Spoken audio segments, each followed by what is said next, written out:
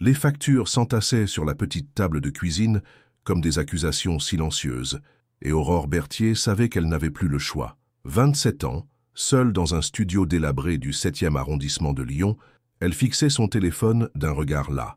L'annonce qu'elle avait trouvée sur Le Bon Coin était trop belle pour être vraie. Recherche garde d'enfants à domicile, logement fourni, rémunération généreuse, disponibilité immédiate exigée. Pas de photos, pas de détails, juste une adresse dans les collines de Sainte-Foy-les-Lyons et un numéro de téléphone. 3 mois étaient écoulés depuis les obsèques de grand-mère Paulette. 3 mois pendant lesquels Aurore avait découvert l'ampleur des dettes laissées derrière elle, les frais d'hôpital non remboursés, les crédits à la consommation, les arriérés de charges. Sa seule famille était partie en emportant tout, même l'espoir. Le radiateur électrique grésillait faiblement dans le coin de la pièce.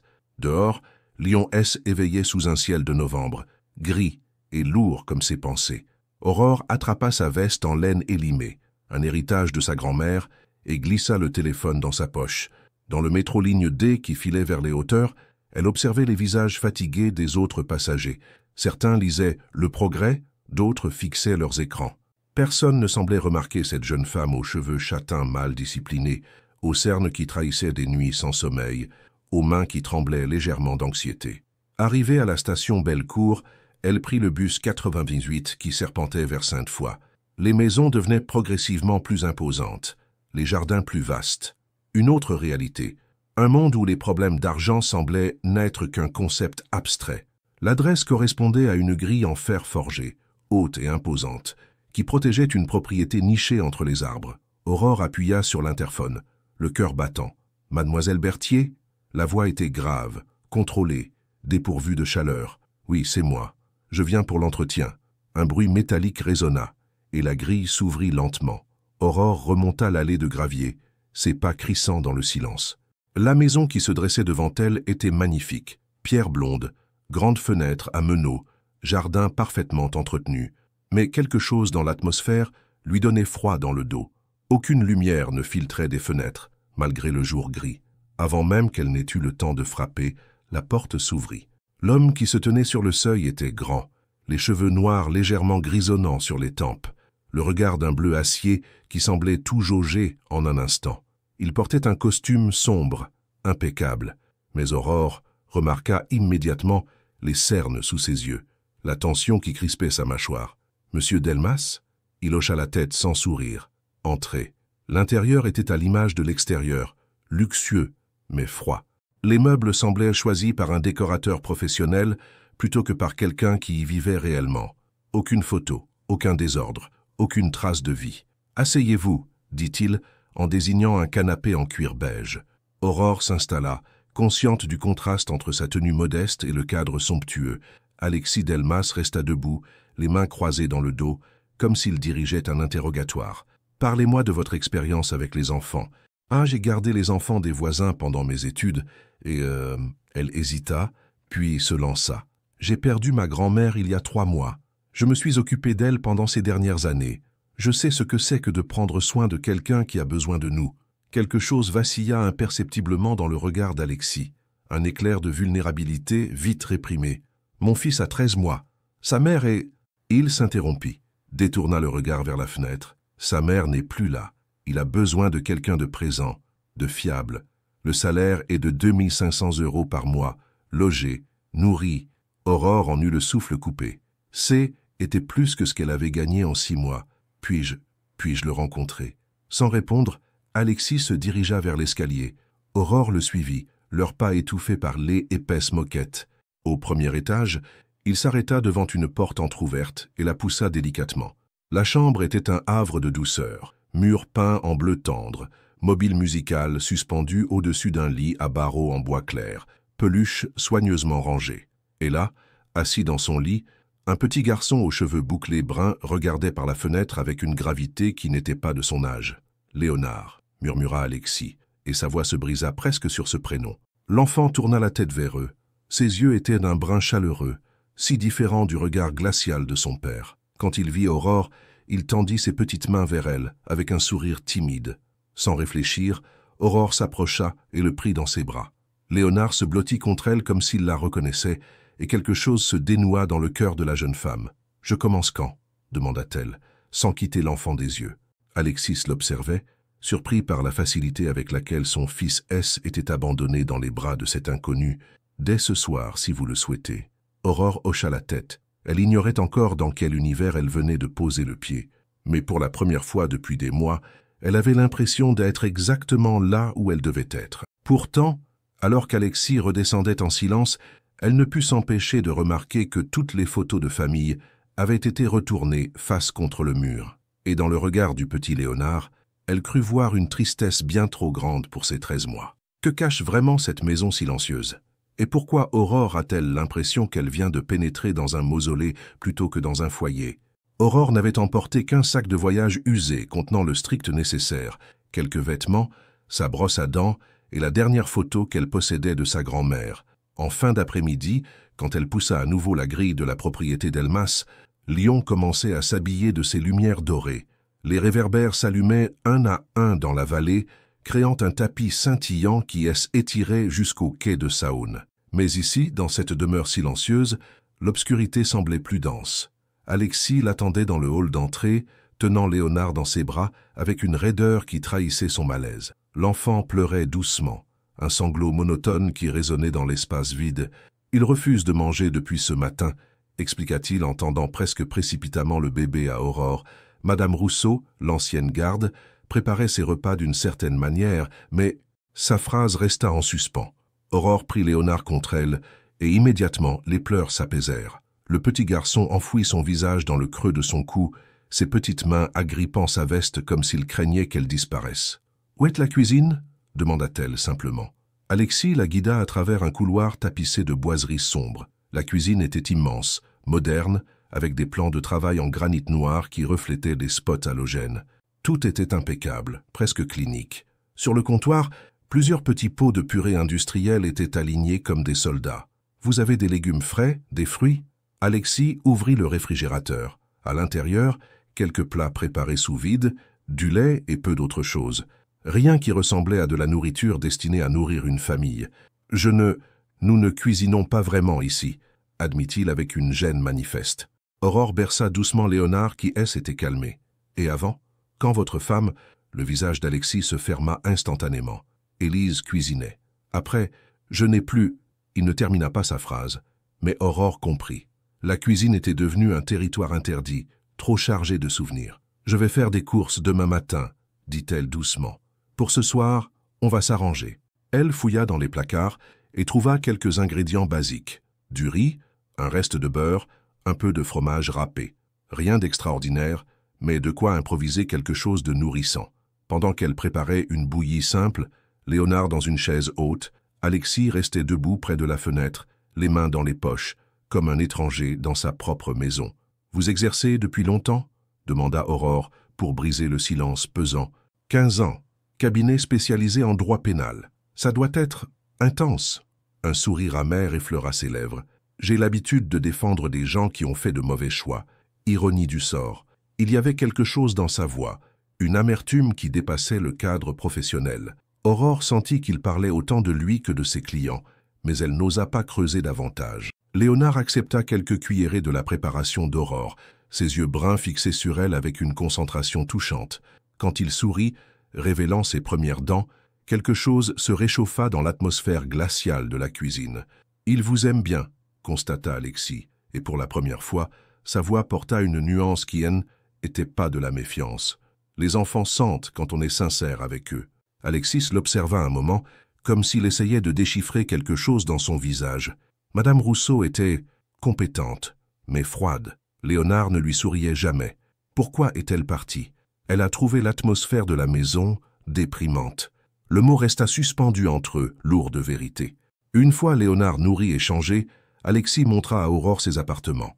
Une suite au 2e étage, avec une chambre spacieuse, une salle de bain privative et même un petit salon. Le mobilier était de qualité, mais là encore, rien ne trahissait une personnalité particulière. « Je pars tôt le matin et rentre tard le soir », expliqua-t-il en s'arrêtant sur le seuil. « Vous aurez carte blanche pour Léonard. Sortie, activité, tout ce qui vous semblera bon pour lui.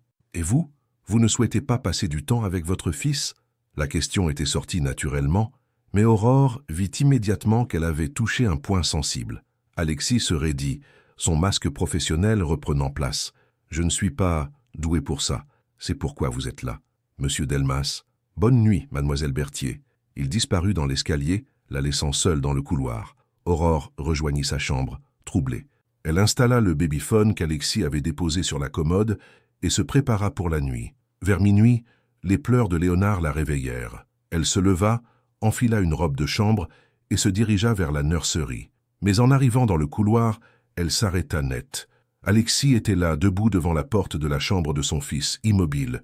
Il ne faisait rien, ne disait rien. Il se contentait d'écouter les pleurs, les poings serrés, le visage torturé par une douleur qu'Aurore ne parvenait pas à identifier. Elle fit un pas et le parquet craqua. Alexis sursauta, se tourna vers elle. Dans la pénombre, elle vit ses yeux brillants de larmes contenues. « Je n'arrive pas » murmura-t-il d'une voix brisée. « Chaque fois que je le prends dans mes bras, j'entends sa voix à elle. Chaque fois qu'il pleure, je... » Il s'interrompit, réalisant qu'il venait de révéler plus qu'il ne le voulait. Aurore s'approcha doucement et poussa la porte de la nurserie. Léonard, debout dans son lit, tendait ses petites mains vers eux en sanglotant. Elle le prit contre elle, et instantanément, il se calma. « Il a juste besoin de savoir qu'il n'est pas seul », chuchota-t-elle. Alexis les regardait, son fils apaisé dans les bras de cette jeune femme qu'il connaissait à peine. Et dans ses yeux, Aurore lut une détresse si profonde qu'elle en eut le cœur serré. « Bonne nuit, monsieur Delmas », dit-elle doucement. Cette fois, il ne répondit pas. Mais quand elle se retourna pour remettre Léonard dans son lit, elle sentit son regard qui pesait sur eux, et elle comprit qu'elle venait de voir l'homme derrière le masque. Un homme qui avait peur de son propre fils. Le marché de Sainte-Foy battait son plein quand Aurore y arriva le lendemain matin, Léonard installé dans sa poussette. L'air était vif, chargé des parfums d'automne, et pour la première fois depuis des mois, elle se sentait presque légère. Les commerçants la saluaient avec cette cordialité typiquement lyonnaise, un peu réservée mais chaleureuse. Madame Girard, la marchande de légumes, s'extasia devant Léonard qui babillait joyeusement en tendant ses mains vers les courges orangées. Quel beau petit! Il ressemble à sa maman. Aurore sentit son sourire se figer. Je ne suis que la nounou. Ah bon? Pourtant, on dirait qu'il vous connaît depuis toujours, ce petit ange. En effet, Léonard semblait épanoui. Il souriait aux passants, gazouillait de plaisir quand Aurore lui montrait les couleurs vives des légumes. Un comportement si différent de la tristesse qu'elle avait perçue la veille. « Il sort peu », expliqua Aurore en choisissant des carottes. « Son papa travaille beaucoup. »« Ah, le monsieur Delmas !»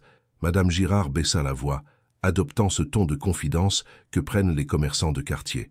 Quelle tragédie, cette histoire! Une si belle femme, si jeune. Le cœur d'Aurore s'accéléra. Vous la connaissiez? Élise? Bien sûr.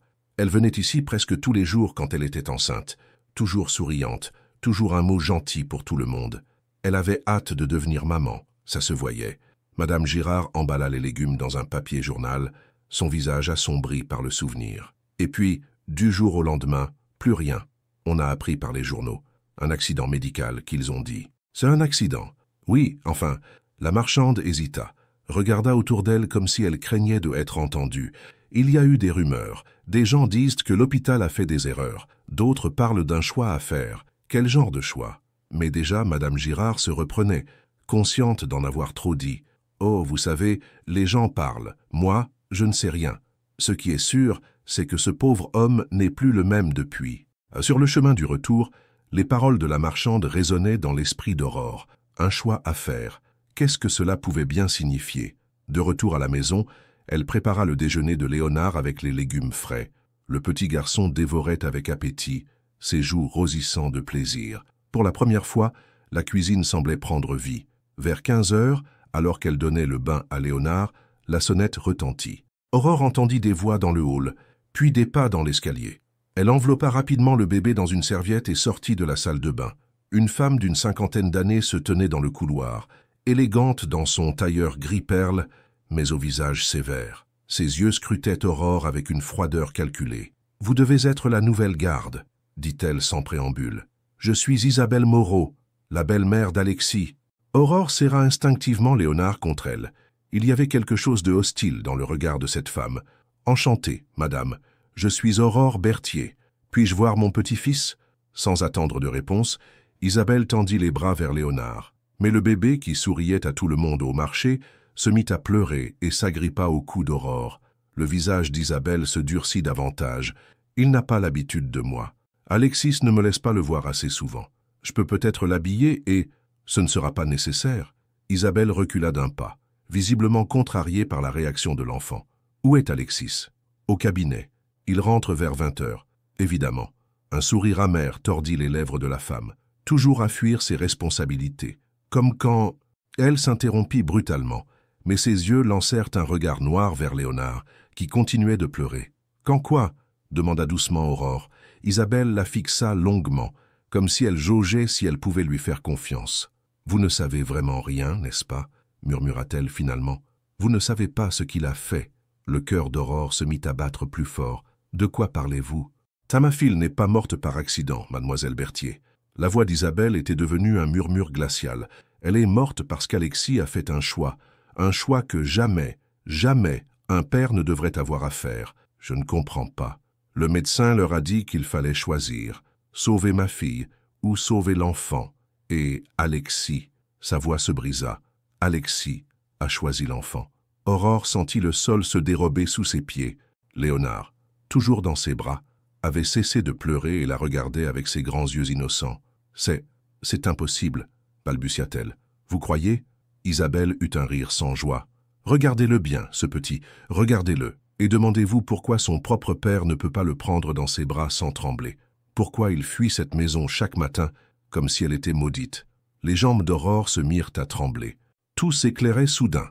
La distance d'Alexis avec son fils, sa peur visible, ses mots brisés dans le couloir la nuit précédente. « Il ne vous l'a pas dit, bien sûr, » continua Isabelle avec amertume. « Il laisse tout le monde croire à un accident médical. Mais moi, je sais.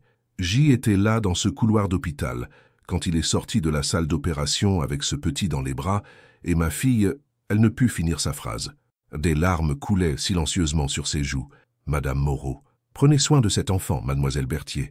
Prenez-en soin, parce que son père en est incapable, et sachez que chaque sourire de ce petit lui rappelle le prix qu'il a payé pour l'avoir. » Isabelle tourna les talons et disparut dans l'escalier, laissant Aurore seule avec Léonard et la vérité terrible qui venait de lui exploser au visage. Dans ses bras, le bébé gazouillait innocemment, ignorant qu'il était le survivant d'un choix déchirant. Et dans le silence de cette maison trop grande, Aurore comprit enfin pourquoi toutes les photos de famille étaient retournées. Aurore passa le reste de l'après-midi dans un état second. Chaque fois qu'elle regardait Léonard, les paroles d'Isabelle résonnaient dans sa tête comme un écho cruel. Il a choisi l'enfant.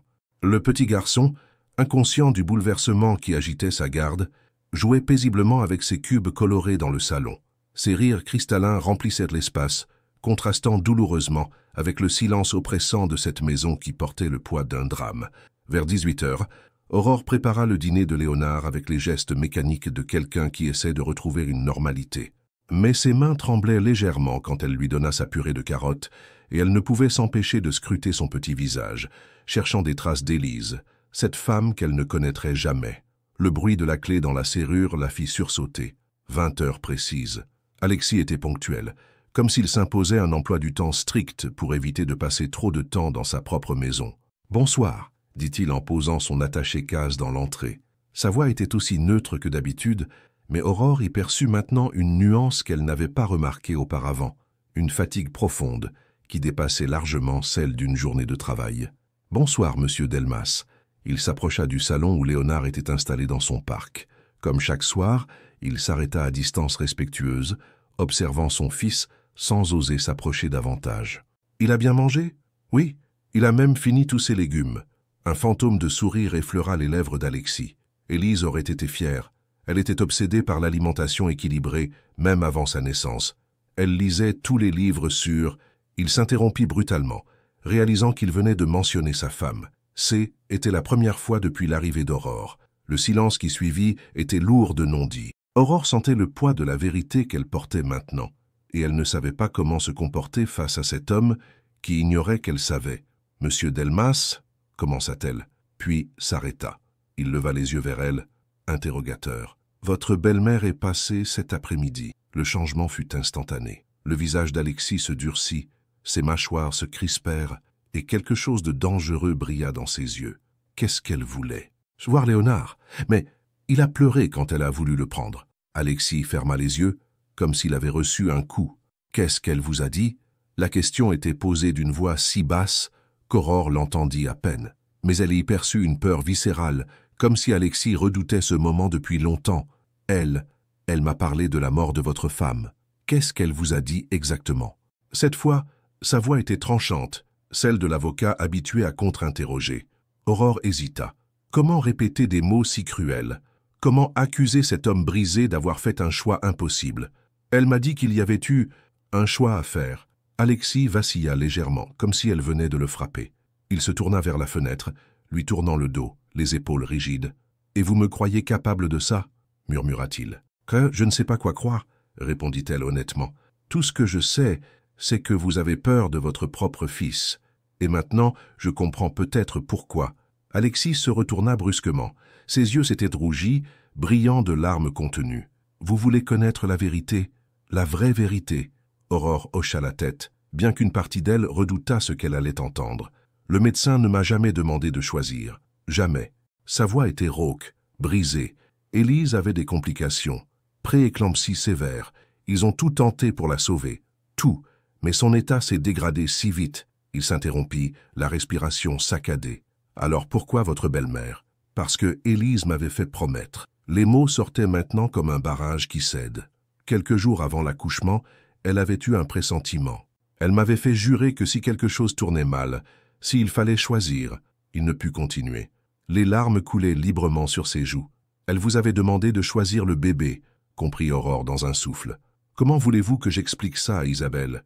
Comment lui dire que sa fille préférait mourir plutôt que de perdre son enfant? Aurore sentit ses propres larmes monter. L'image qu'elle s'était faite d'Alexis s'écroulait pour laisser place à une réalité encore plus déchirante. Il n'était pas le monstre que sa belle-mère dépeignait. Il était un homme qui avait tenu une promesse impossible et qui en payait le prix chaque jour. « Isabelle a besoin d'un coupable, » continua-t-il d'une voix brisée, « et je ne peux pas lui en vouloir. Moi aussi, j'ai besoin d'un coupable. Alors c'est moi. » Dans son parc, Léonard s'était mis à pleurer, comme s'il percevait la détresse des adultes. Instinctivement, Aurore se dirigea vers lui, mais Alexis l'arrêta. « Non, laissez-moi. » Il s'approcha lentement de son fils, les mains tremblantes. Léonard tendait ses petits bras vers lui, réclamant du réconfort. Alexis hésita, puis, avec une infinie délicatesse, le prit contre lui. « Pardon, » murmura-t-il à l'enfant. « Pardon de ne pas savoir comment t'aimer. Pardon de voir sa mort dans tes yeux chaque fois que je te regarde. » Léonard se calma immédiatement, blotti contre la poitrine de son père. Et pour la première fois depuis qu'elle était arrivée dans cette maison, Aurore vit quelque chose ressemblant à de la paix sur le visage d'Alexis. « Elle vous aimait déjà, » dit-elle doucement. « Votre femme, elle vous aimait assez pour vous confier ce qu'elle avait de plus précieux. » Alexis la regarda, son fils toujours dans ses bras. Dans ses yeux, la culpabilité luttait avec quelque chose d'autre, quelque chose qui ressemblait à de l'espoir. « Comment faites-vous » demanda-t-il. « Comment faites-vous pour le regarder sans voir? Parce que quand je le regarde, je ne vois que lui. Un petit garçon qui a besoin d'amour, qui a le droit d'être aimé pour ce qu'il est, pas pour ce qu'il représente. » Alexis berça doucement Léonard, et Aurore crut voir le mur de glace qui l'entourait commencer à se fissurer. « Peut-être pourriez-vous m'apprendre, » murmura-t-il. Et dans cette cuisine où résonnaient enfin des mots vrais, Aurore comprit que sa mission ici dépassait largement celle de garde d'enfants. Elle était là pour réparer une famille brisée. Les jours qui suivirent à cette soirée de révélation transformèrent imperceptiblement l'atmosphère de la maison d'Elmas. Comme si les mots vrais prononcés dans la cuisine avaient libéré quelque chose qui était resté prisonnier entre ces murs trop silencieux. Alexis commença à rentrer un peu plus tôt le soir. Pas beaucoup, 20 minutes, une demi-heure tout au plus, mais suffisamment pour assister au bain de Léonard, ou pour le regarder manger sa purée en barbouillant consciencieusement son bavoir. « Il fait toujours ça ?» demanda-t-il un soir, amusé malgré lui en voyant son fils étaler méthodiquement sa compote de pommes sur la tablette de sa chaise haute. « Tous les soirs », répondit Aurore en nettoyant les dégâts avec patience. « Madame Girard dit que c'est bon signe. Les enfants qui jouent avec leur nourriture sont curieux. Madame Girard, la marchande de légumes au marché. Léonard et moi, on est devenus ses chouchous. » Alexis observa cette scène de vie quotidienne avec une expression qu'Aurore n'arrivait pas à déchiffrer. Quelque chose entre la nostalgie et la surprise, comme s'il découvrait que la normalité était possible dans cette maison. Élise avait prévu d'emmener le bébé au marché, dit-il soudain. Elle disait qu'il fallait qu'il s'habitue au bruit, aux odeurs, aux gens, qu'un enfant élevé dans du coton ne développait pas ses défenses naturelles. C'était la première fois qu'il évoquait sa femme sans que sa voix se brise. Aurore sentit que quelque chose de fragile était en train de naître. Elle avait raison, Léonard adore sortir, il sourit à tout le monde. Vraiment, il y avait dans sa voix une note de fierté étonnée, comme s'il découvrait que son fils était capable de bonheur. Ce soir-là, pour la première fois, Alexis accepta de donner le biberon du soir à Léonard. Ses gestes étaient maladroits, hésitants, mais l'enfant semblait sentir l'effort de son père et rester calme dans ses bras. « Comme ça ?» demanda-t-il, inquiet de mal faire. « Parfait, regardez comme il vous fait confiance. » Alexis baissa les yeux vers son fils qui buvait paisiblement, ses petites mains agrippées au biberon. Une émotion passa sur son visage, si fugace qu'Aurore faillit la manquer. « Il me ressemble, » murmura-t-il. « Vous ne l'aviez jamais remarqué ? Je n'osais pas le regarder assez longtemps. » Cette confession, prononcée dans un souffle, serra le cœur d'Aurore. Combien de moments perdus, combien de sourires manqués, combien de premières fois ratées par peur et par culpabilité. Le week-end suivant, Alexis proposa quelque chose d'impensable quelques semaines plus tôt. Sortir tous les trois au parc de la Tête d'Or. « Vous êtes sûr ?» demanda Aurore, surprise. « Léonard a besoin d'air frais. Et moi ?» Il hésita. « J'aimerais voir comment il réagit aux canards. » Élise était obsédée par les canards. Elle disait qu'un enfant qui n'avait jamais nourri les canards avait raté quelque chose d'essentiel. Le parc était magnifique en cette fin d'automne. Les arbres se parèrent de rouge et d'or, et le lac reflétait un ciel d'un bleu profond. Léonard, installé dans sa poussette, battait des mains d'excitation à chaque nouvelle découverte. Quand ils arrivèrent près du lac, Alexis sortit de sa poche un sachet de graines qu'il avait acheté à l'entrée. Avec des gestes délicats, il prit son fils sur ses genoux et lui montra comment lancer les graines au canard. Léonard poussait des cris de joie chaque fois qu'un canard s'approchait, et son rire cristallin attirait les regards attendris des autres familles. « Papa, regarde !» dit une petite fille en passant près d'eux. Le bébé, il rit tellement fort. Aurore vit Alexis se figer. « Papa !» Ce mot qui résonnait autour d'eux comme une évidence pour tout le monde, sauf pour lui. « Monsieur Delmas ?» chuchota-t-elle. Il se tourna vers elle, les yeux brillants. « Il est heureux. » « Oui, grâce à vous. Non, grâce à nous. » Cette journée marqua un tournant. Alexis commença à participer davantage aux soins de Léonard. Il se levait parfois la nuit quand le bébé pleurait, apprenant patiemment les gestes que la plupart des pères découvrent dès la naissance. Aurore le guidait avec douceur, lui montrant comment tenir Léonard pour qu'il fasse ses rots, comment interpréter ses différents pleurs, comment lui chanter les comptines que tous les enfants français connaissent.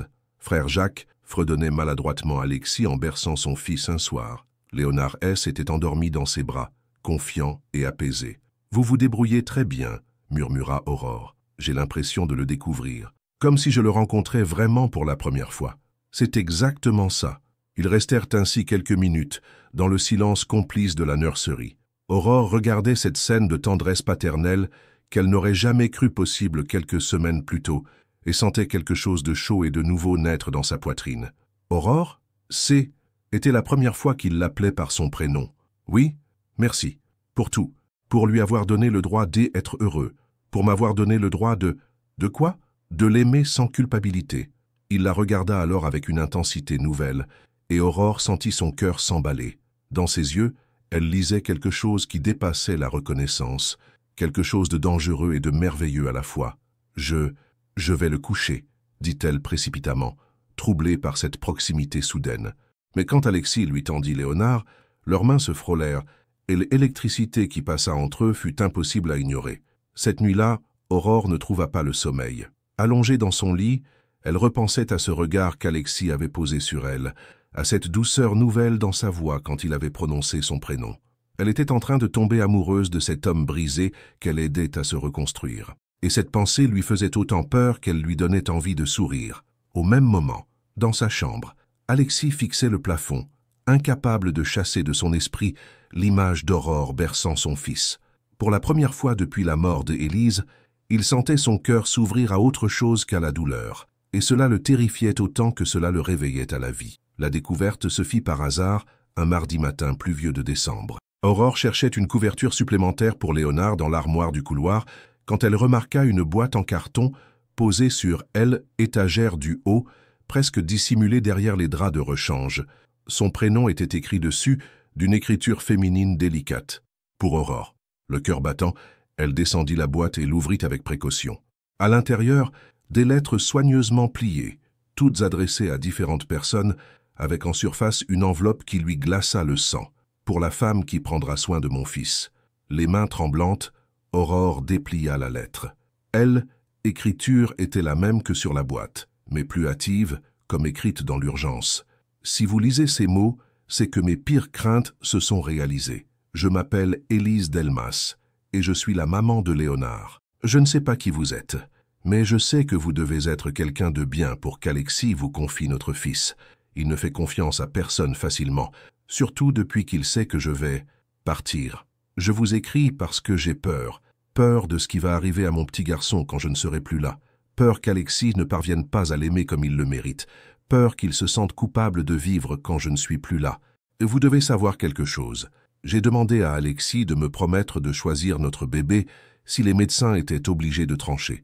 Je le lui ai fait jurer, même s'il ne voulait pas l'entendre, parce que je sais qu'il aura besoin de cette promesse pour ne pas se détruire après. Mais je connais mon mari. Je sais qu'il va porter cette culpabilité comme une croix. Je sais qu'il va voir ma mort dans les yeux de Léonard, et j'ai peur qu'il ne puisse jamais être heureux. Alors s'il vous plaît, apprenez-lui à sourire à nouveau. Apprenez-lui que l'amour n'est pas toujours synonyme de douleur. Montrez-lui que Léonard n'est pas ma mort, mais ma plus belle réussite. Et si un jour vous l'aimez, car je pense que vous finirez par l'aimer, il est impossible de ne pas aimer Alexis quand on voit son cœur. N'ayez pas honte, n'ayez pas peur de prendre ma place. Je ne serai pas jalouse, je serai soulagée, parce que tout ce que je veux, c'est que les deux hommes de ma vie soient heureux. Ensemble, prenez soin d'eux, et surtout, prenez soin de vous. Avec toute ma gratitude, Élise. Aurore laissa échapper un sanglot. Cette femme qu'elle n'avait jamais rencontrée venait de lui donner la permission d'aimer depuis l'au-delà. Une permission qu'elle n'avait jamais osé s'accorder. Elle fouilla dans la boîte et trouva d'autres lettres. Une pour Léonard à ses 18 ans, une pour Alexis, d'autres pour les amis proches. Élise avait tout prévu, tout organisé, jusqu'à sa propre disparition.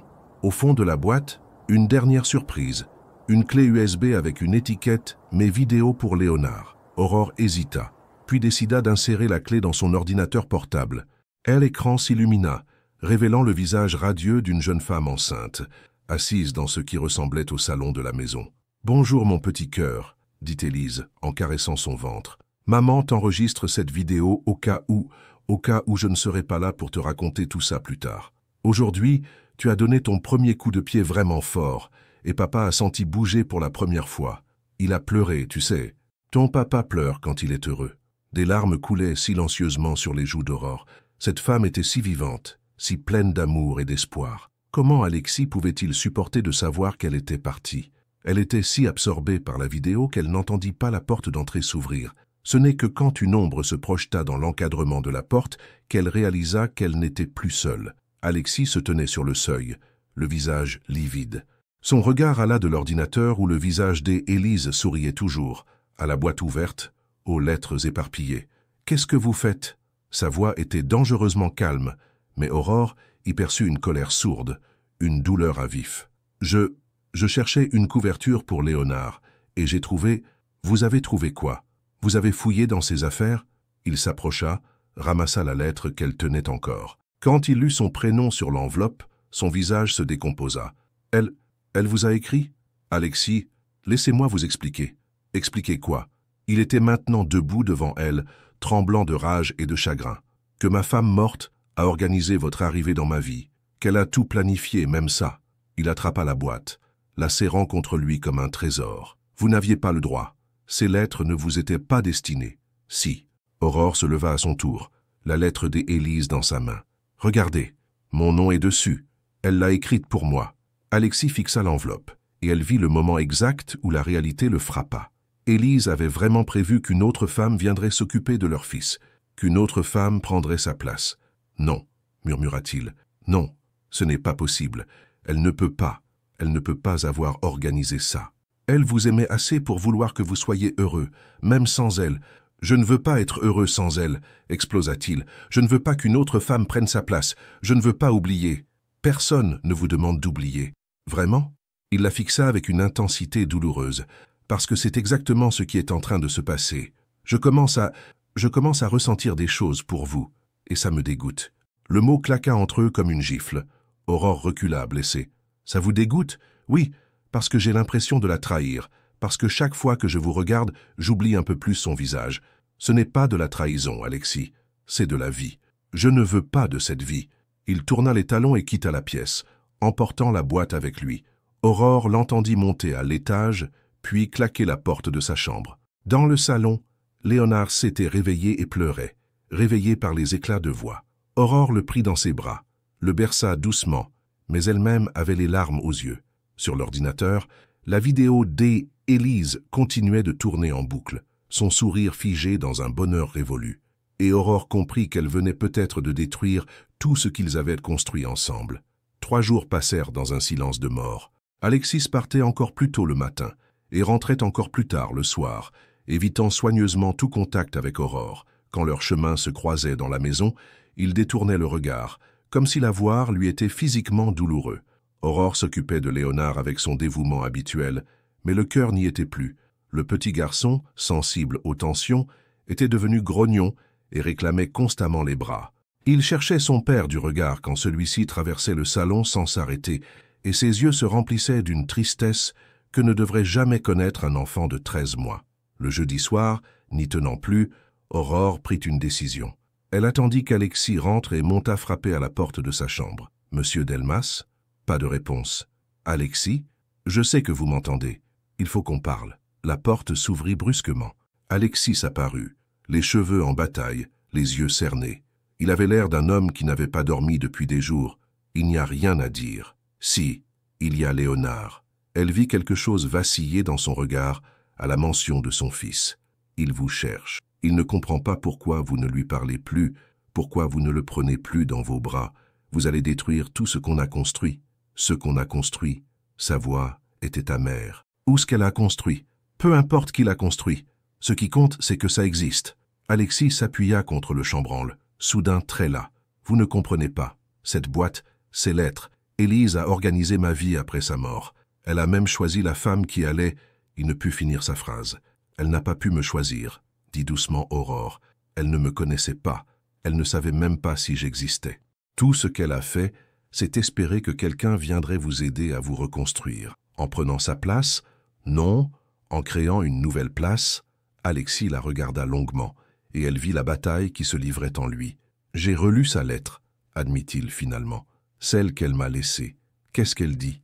Il hésita, puis disparut dans sa chambre pour revenir avec une enveloppe froissée. Lisez. Aurore déplia la lettre avec précaution. Elle, écriture d'Élise, était plus tremblée que dans la lettre qui lui était destinée, écrite dans l'urgence et la douleur. Mon amour, si tu lis ces mots, c'est que j'ai tenu ma promesse de te donner notre fils. Je sais que tu me détestes en ce moment. Je sais que tu aurais préféré me sauver, moi. Mais je connais ton cœur, Alexis. Tu ne te serais jamais pardonné de laisser mourir notre bébé.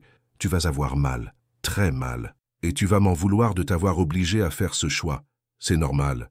Mais promets-moi de ne pas t'enfermer dans cette douleur. Promets-moi de laisser une autre femme entrer dans votre vie. Pas pour me remplacer.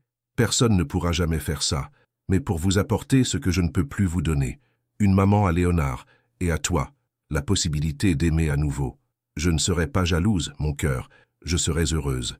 Parce que l'amour ne diminue pas quand on le partage. Il grandit.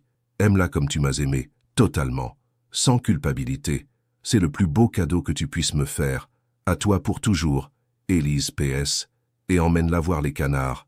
Je sais qu'elle adorera ça. Aurore termina la lecture les larmes aux yeux. Élise avait vraiment tout prévu, même leur sortie au parc. « Vous voyez ?» murmura Alexis. « Elle a organisé notre histoire d'amour depuis sa tombe. Comment puis-je savoir si ce que je ressens pour vous est réel ou programmé? Parce que personne ne peut programmer ça. » Aurore s'approcha de lui, prudemment, comme on approche un animal blessé. « Ce que vous ressentez, c'est vous qui le ressentez. Vos émotions vous appartiennent. Élise a peut-être ouvert la porte, mais c'est vous qui avez choisi de la franchir. Et si je n'y arrive pas, Si je ne peux pas oublier, qui vous demande d'oublier? Elle posa doucement sa main sur son bras. Alexis, regardez-moi. Il leva les yeux vers elle et elle y lut une vulnérabilité à l'état pur. Je ne veux pas prendre la place d'Élise. Je veux créer ma propre place, à côté de la sienne. Elle fera toujours partie de votre vie, de celle de Léonard. Et c'est bien comme ça. Comment pouvez-vous accepter ça? Parce que c'est elle qui m'a mené jusqu'à vous. C'est elle qui m'a donné la possibilité de vous aimer. Comment pourrais-je lui en vouloir? Le mot était lâché. Aimer. Il flotta entre eux comme une évidence et une révélation à la fois. Aurore, je vous aime, dit-elle simplement.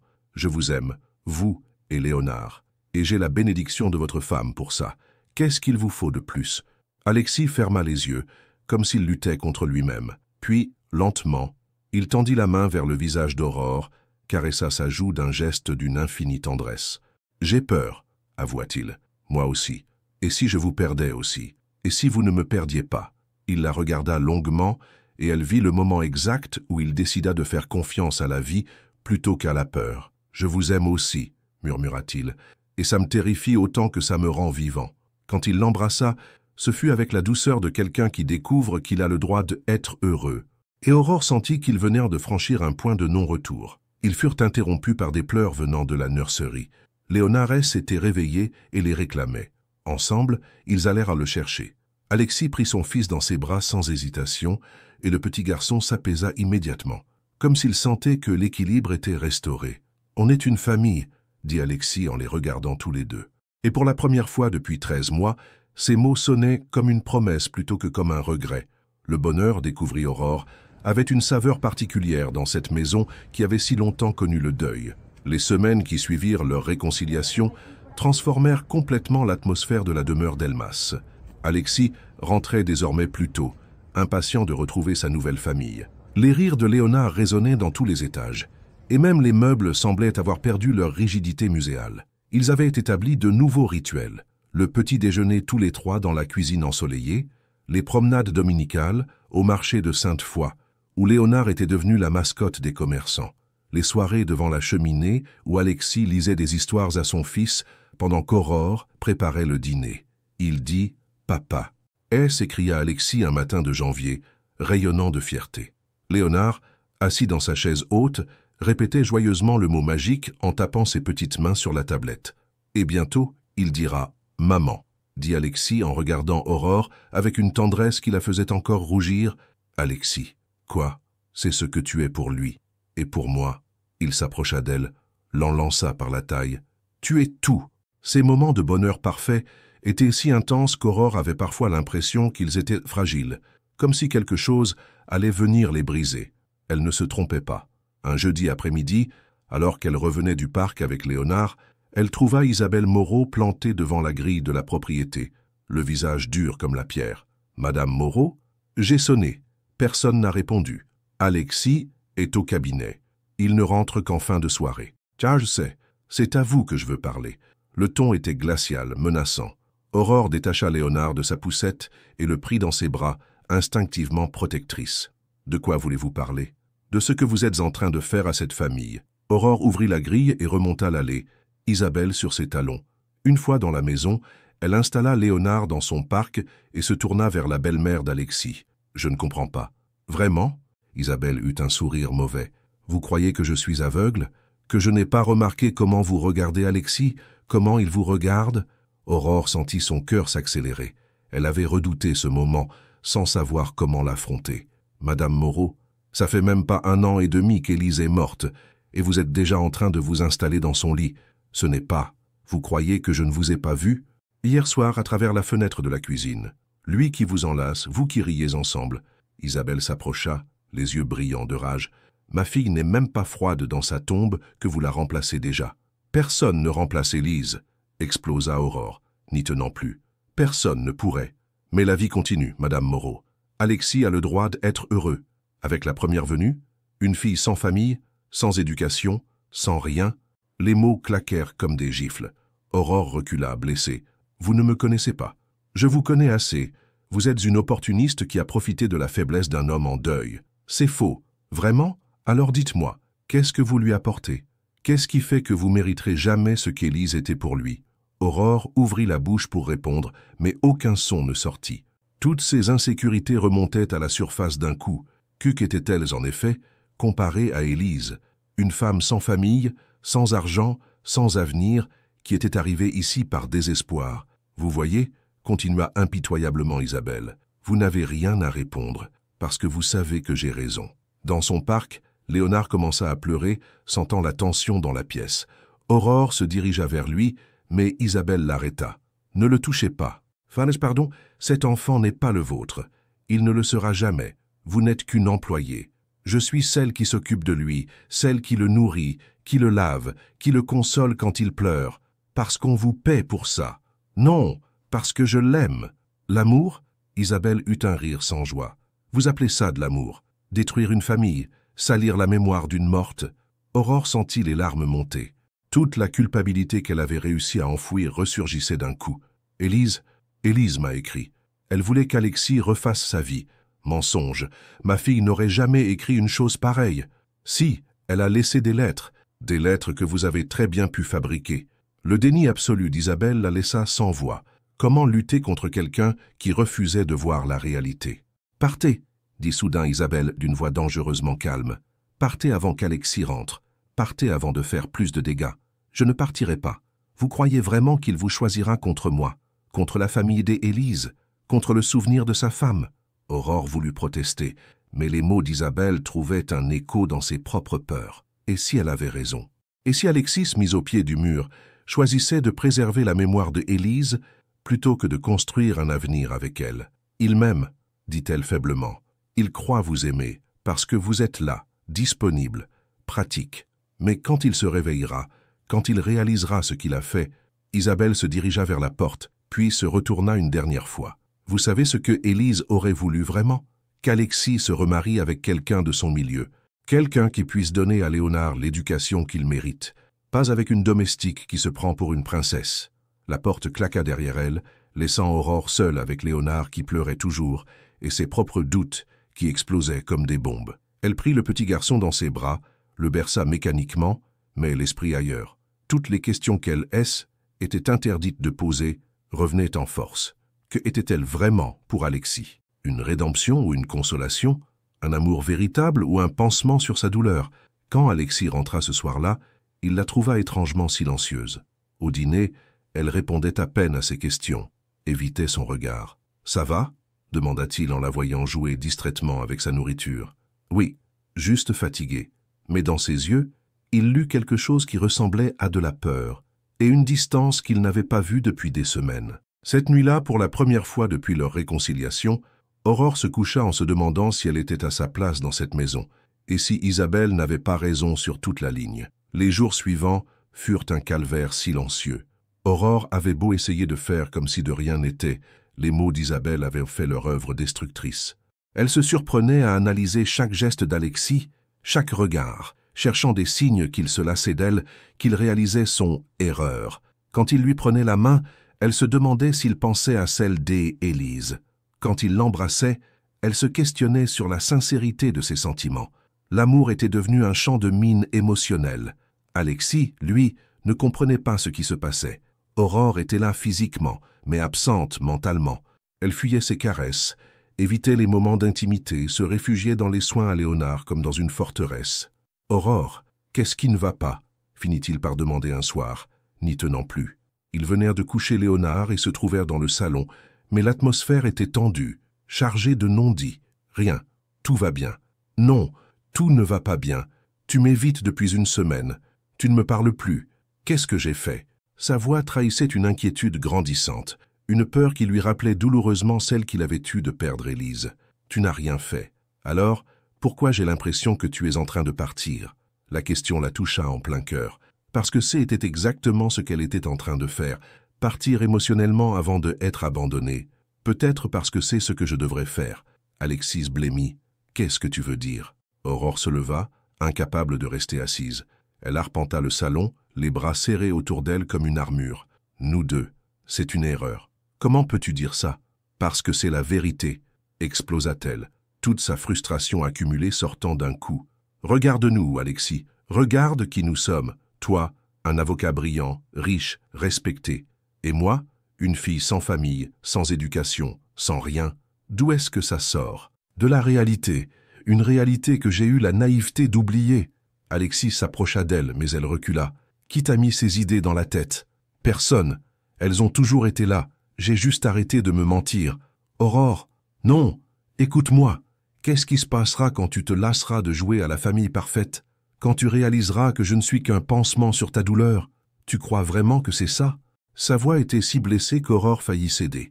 Mais les mots d'Isabelle résonnaient encore trop fort dans sa tête. Je ne sais plus ce que je crois. Tout ce que je sais, c'est que je suis fatigué de vivre dans l'ombre d'une morte. Le silence qui suivit fut assourdissant. Alexis la regardait comme si elle venait de le gifler. Dans l'ombre des « Élise » ? Oui, parce que c'est ce que je serai toujours, la remplaçante, celle qui est arrivée après, celle qui n'aura jamais été ton premier choix. Tu es folle, vraiment? Alors réponds-moi, si Élise était encore vivante, est-ce que tu m'aurais regardé? Est-ce que j'aurais eu la moindre chance? Alexis ouvrit la bouche, puis la referma. Et dans cette hésitation, Aurore eut sa réponse. « Tu vois » dit-elle avec un rire amer, « même toi, tu le sais. Aurore, ce n'est pas. Si, c'est exactement ça. » Car les larmes coulaient maintenant librement sur ses joues. « Je ne suis qu'un accident de parcours, une consolation. »« Stop !» Alexis explosa à son tour. « Tu veux savoir la vérité? Oui, si Élise était vivante, je ne t'aurais pas regardé, parce que j'y étais heureux avec elle, parce que j'y étais marié, mais elle n'est plus là. » Il se passa les mains dans les cheveux, exaspéré. « Et oui, au début, tu étais peut-être une consolation, mais aujourd'hui? Aujourd'hui, tu es celle que j'aime, celle avec qui je veux construire un avenir, parce que tu n'as pas le choix. J'ai toujours le choix. Je pourrais rester seule, je pourrais chercher quelqu'un d'autre, mais c'est toi que je veux. Jusqu'à quand ?» La question resta suspendue entre eux. Alexis la fixa longuement, et elle vit le moment où il réalisa qu'ils étaient en train de détruire quelque chose de précieux. « Qu'est-ce qui s'est passé ?» demanda-t-il d'une voix plus douce. « Il y a une semaine, tu m'aimais. Qu'est-ce qui a changé ?» Aurore hésita. Devait-elle lui parler d'Isabelle? Lui dire que sa belle-mère avait réussi à semer le doute en quelques phrases bien senties? J'ai réfléchi. À quoi? À nous. À ce qu'on fait. À ce petit garçon qui grandit en pensant que je suis sa mère, alors que je ne suis qu'une étrangère de passage. Tu n'es pas de passage. Comment peux-tu en être sûr? Comment peux-tu me promettre que dans 1 an, 2 ans, tu ne rencontreras pas quelqu'un de ton milieu? Quelqu'un qui ressemble à Élise? Alexis s'approcha d'elle, ignorant sa résistance, et prit son visage entre ses mains. Parce que je ne cherche pas quelqu'un qui ressemble à Élise. Je te cherche, toi. Alexis. Non, écoute-moi. Tu veux que je te dise pourquoi je t'aime, pas parce que tu remplaces Élise, pas parce que tu es pratique, pas parce que je n'ai pas le choix. Il caressa doucement ses joues humides de larmes. Je t'aime parce que tu as ramené la vie dans cette maison, parce que tu as appris à Léonard à rire, parce que tu m'as appris à être père. Je t'aime pour ton courage, ta générosité, ta façon de voir le beau partout. Sa voix se brisa légèrement. Je t'aime parce que tu m'as sauvé de moi-même. Et si tu pars, si tu me quittes, tu me détruis une 2e fois.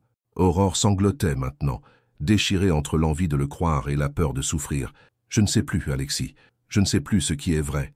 Alors laisse-moi te le montrer. Il l'embrassa avec une tendresse désespérée, et pendant un instant, Aurore sentit ses défenses s'effriter. Mais quand ils se séparèrent, les doutes revinrent aussitôt. « Il faut qu'on fasse une pause », murmura-t-elle. « Quoi? J'ai besoin de réfléchir, de prendre du recul. »« Aurore, non. Je vais partir quelques jours, voir si tu me manques vraiment, si ce qu'on vit est réel ou juste, de l'habitude. » Le visage d'Alexis se décomposa. « Tu ne peux pas faire ça. Et Léonard, tu t'en occuperas. Tu es son père. Il a besoin de toi. Il a besoin de sa vraie mère, pas d'une imitation. » Et sur ces mots cruels, Aurore monta dans sa chambre, laissant Alexis seul dans le salon, avec ses peurs et l'écho de sa propre douleur. Cette nuit-là, aucun des deux ne dormit. Et dans sa chambre, Léonard pleura longtemps, comme s'il pressentait que sa famille était en train de se briser à nouveau. Aurore partit un vendredi matin, très tôt, avant que Léonard ne se réveille. Elle laissa une lettre sur la table de la cuisine, expliquant qu'elle avait besoin de quelques jours pour réfléchir, qu'elle reviendrait chercher ses affaires plus tard. Rien de plus. Pas un mot d'amour, pas une promesse de retour. Elle retourna dans son ancien studio, ce minuscule appartement qu'elle n'avait jamais vraiment quitté, gardant le bail par précaution. Comme si, inconsciemment, Elle avait toujours su que le bonheur N était que temporaire. Les 3 premiers jours furent un enfer. Elle pleurait, dormait, ne mangeait presque rien. Elle avait l'impression d'avoir arraché son propre cœur de sa poitrine. Chaque sonnerie de téléphone la faisait sursauter, espérant qu'Alexis l'appellerait pour la supplier de revenir. Mais il ne l'appela pas. Le 4e jour, elle reçut la visite de Madame Girard, la marchande de légumes. « Ma petite Aurore, qu'est-ce que vous faites ici ? J'ai quitté mon travail. » La femme la scruta avec attention, notant ses yeux rougis, ses traits tirés. « Et le petit Léonard, il est avec son papa. »« Ah bon ?» Madame Girard fronça les sourcils. « Parce que moi, je l'ai vu hier au marché avec son père. Ce pauvre petit pleurait sans arrêt. Il vous réclamait. » Le cœur d'Aurore se serra. Il me réclamait. « Rore, Rore !» qu'il disait, en tendant les bras partout. Son père avait l'air complètement perdu. Il ne savait pas comment le consoler. Aurore sentit les larmes monter. Léonard l'appelait. Il avait besoin d'elle. Et puis, continua Madame Girard, il y avait cette dame avec eux. Une femme un peu sèche qui répétait au père qu'il fallait que le petit s'habitue, qu'il ne fallait pas céder à ses caprices. Isabelle, bien sûr. Elle disait qu'elle connaissait une excellente gouvernante anglaise, très professionnelle. Que était exactement ce qu'il fallait à cet enfant. Aurore sentit son sang se glacer. Isabelle était en train de profiter de son absence pour installer sa propre candidate. « Mais vous savez quoi ?» reprit Madame Girard. « Ce monsieur Delmas, il n'avait pas l'air convaincu du tout. Il regardait cette dame comme si elle lui proposait du poison. Ce soir-là, Aurore ne put s'empêcher de passer devant la maison. De loin, elle vit de la lumière dans la nurserie. Il était tard. Léonard aurait dû dormir depuis longtemps. Son cœur se serra quand elle entendit des pleurs à travers la fenêtre fermée. Des pleurs de bébé, mais aussi autre chose. Une voix d'homme, brisée, qui murmurait des excuses. Elle s'approcha prudemment du jardin, se cachant derrière les buissons. Par la fenêtre entr'ouverte, elle vit Alexis, assis dans le fauteuil de la nurserie, Léonard dans les bras. Le bébé pleurait de façon déchirante, inconsolable, et Alexis avait les larmes aux yeux. « Je sais, mon bonhomme, elle te manque à moi aussi. Moi aussi, je veux qu'elle revienne. » Sa voix était cassée par l'émotion. Papa a tout gâché. Papa a dit des choses qui l'ont blessé. Et maintenant, elle est partie. Léonard continuait de pleurer, agrippé au pull de son père, mais rien ne pouvait l'apaiser. Grand-mère Isabelle dit que tu vas t'habituer, que les enfants oublient nous vite. Mais moi, je ne veux pas que tu oublies Aurore. Elle t'aime plus que tout au monde. Alexis berçait doucement son fils, mais ses propres larmes coulaient silencieusement. Tu sais ce qu'elle m'a dit, ta maman Élise, dans sa lettre? Elle m'a dit d'aimer Aurore totalement, sans culpabilité. Mais j'ai eu peur, peur de trahir ta maman, peur de souffrir encore, et maintenant, il ne put finir sa phrase. Léonard s'était épuisé à force de pleurer et s'endormait par à-coups dans ses bras, le visage rouge et tuméfié. Maintenant, j'ai perdu les 2 femmes de ma vie, ta maman et celle qui aurait pu devenir ta nouvelle maman. Aurore porta sa main à sa bouche pour étouffer un sanglot, voir Alexis si brisé, voir Léonard si malheureux. Comment avait-elle pu leur faire ça? « Si tu savais comme je l'aime, » murmura Alexis à son fils endormi. « Ah, si tu savais comme j'ai envie qu'elle revienne. Mais je ne sais pas comment le lui dire. Je ne sais pas comment réparer ce que j'ai cassé. » Il se leva doucement pour coucher Léonard, puis s'arrêta devant la fenêtre. Aurore se figea, craignant d'être découverte. Mais Alexis regardait simplement la nuit, comme s'il espérait qu'elle y apparaisse par magie. « Aurore, » murmura-t-il dans le vide, « si tu m'entends, où que tu sois, reviens. Je t'en supplie, reviens. On trouvera une solution.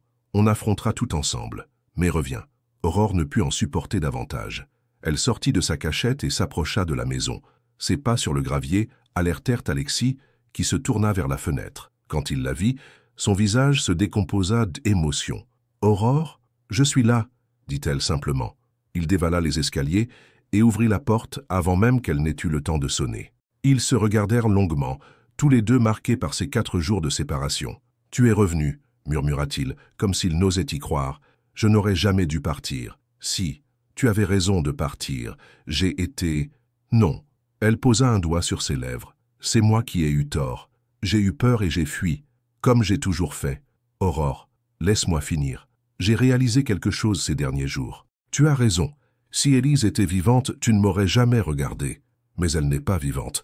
Et moi, si. » Elle prit une inspiration tremblante. « Je ne serai jamais elle. Je ne serai jamais parfaite. Je ne serai jamais ton premier amour. Mais je peux être ton dernier. Je peux être celle qui reste, celle qui construit l'avenir avec toi. » Des larmes coulaient sur ses joues. « Je t'aime, Alexis. Je vous aime, toi et Léonard. » Et ça me terrifiait parce que je n'avais jamais eu de famille à perdre. Mais maintenant, je sais que la vraie terreur, c'est de vous perdre par lâcheté. Alexis la prit dans ses bras, la serra contre lui comme s'il ne voulait plus jamais la lâcher. « Je t'aime aussi, plus que ma propre vie, plus que mes peurs. Même si je ne suis qu'une fille sans famille, sans éducation. Tu es la femme qui a ramené mon fils à la vie. Tu es celle qui m'a appris à être père. Tu es celle qui a transformé cette maison en foyer. » Il caressa doucement ses cheveux. « Tu es exactement celle qu'il nous fallait, à moi et à Léonard. » À l'étage, comme s'il avait senti le retour d'Aurore, Léonard poussa un petit cri de bonheur dans son sommeil. « Il sait que tu es là, » dit Alexis en souriant à travers ses larmes. « Nous formons vraiment une famille ?» demanda Aurore, encore fragile. « La plus belle famille du monde. Imparfaite, recomposée, fragile, mais réelle. » Cette nuit-là, ils ne se quittèrent plus. Et quand Léonard se réveilla au petit matin et vit Aurore penchée sur son lit, son sourire illumina toute la maison. Ils avaient traversé la tempête, ensemble.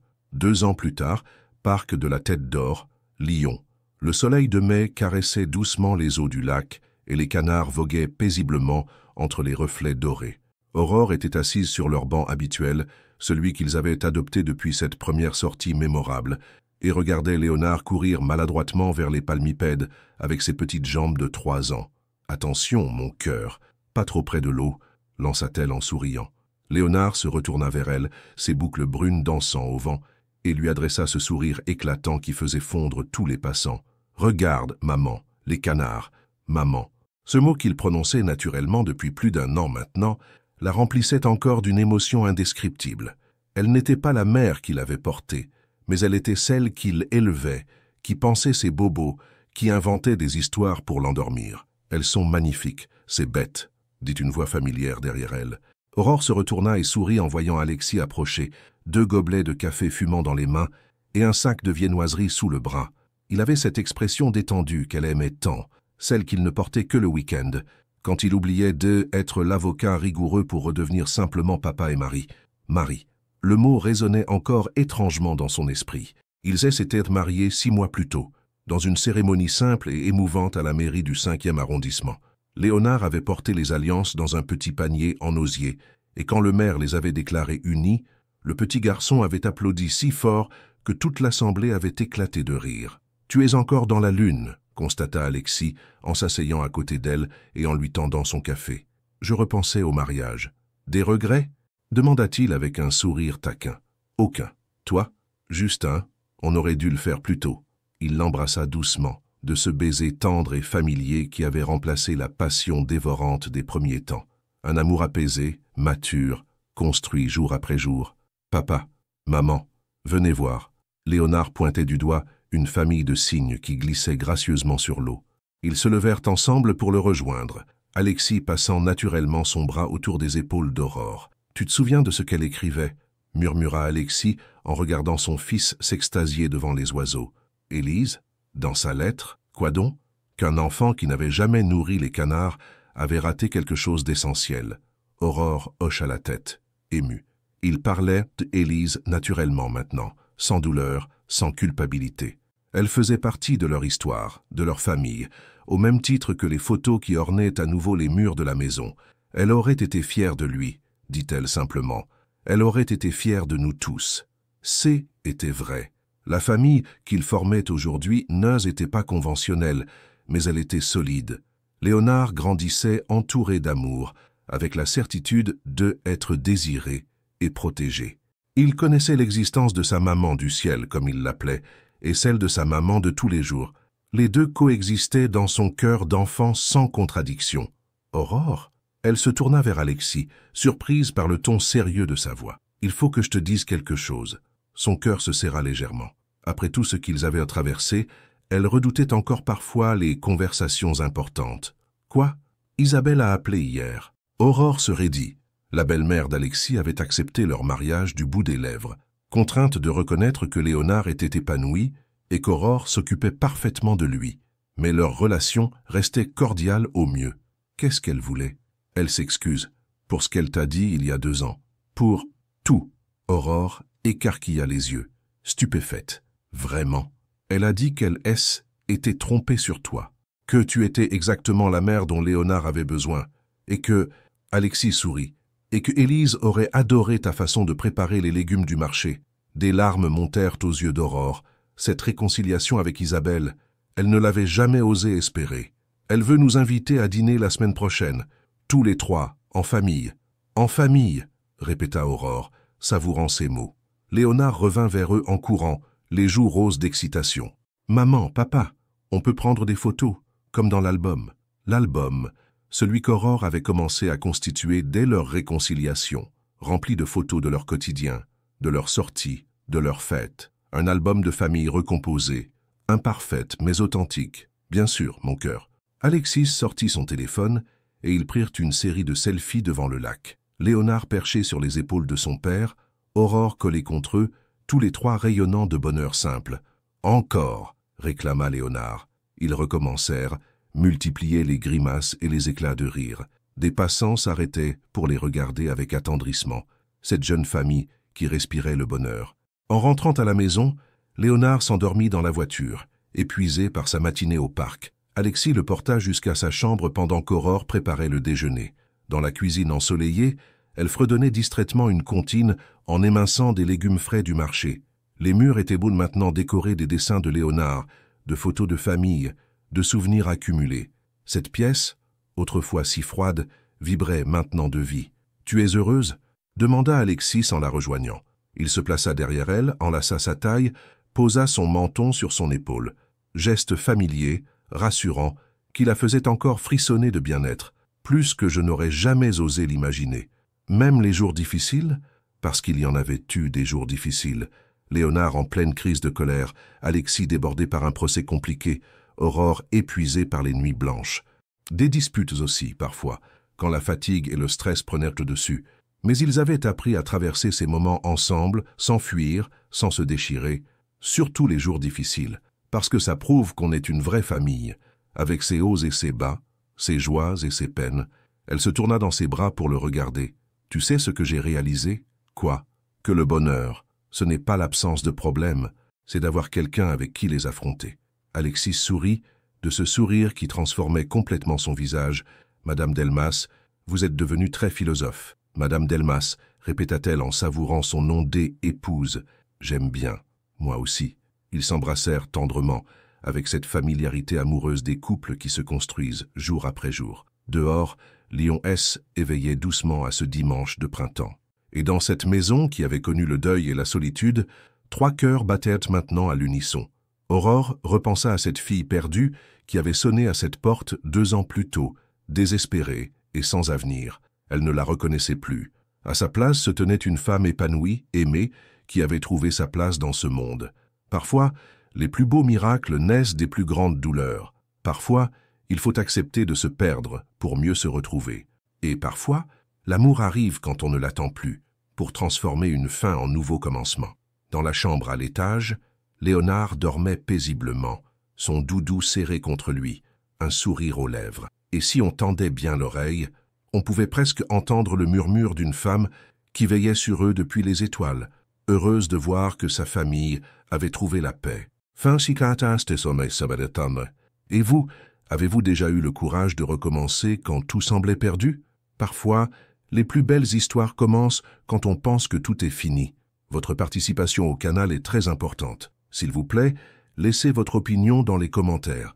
Merci d'avoir regardé. Vos réactions sont très importantes pour notre travail. Laissez-nous un commentaire pour nous dire ce que vous pensez et d'où vous regardez. N'oubliez pas de vous abonner à la chaîne et d'activer les notifications pour ne rien manquer. Votre participation est très importante pour la poursuite de notre travail. Alors partagez-la avec ceux qui aimeront cette histoire.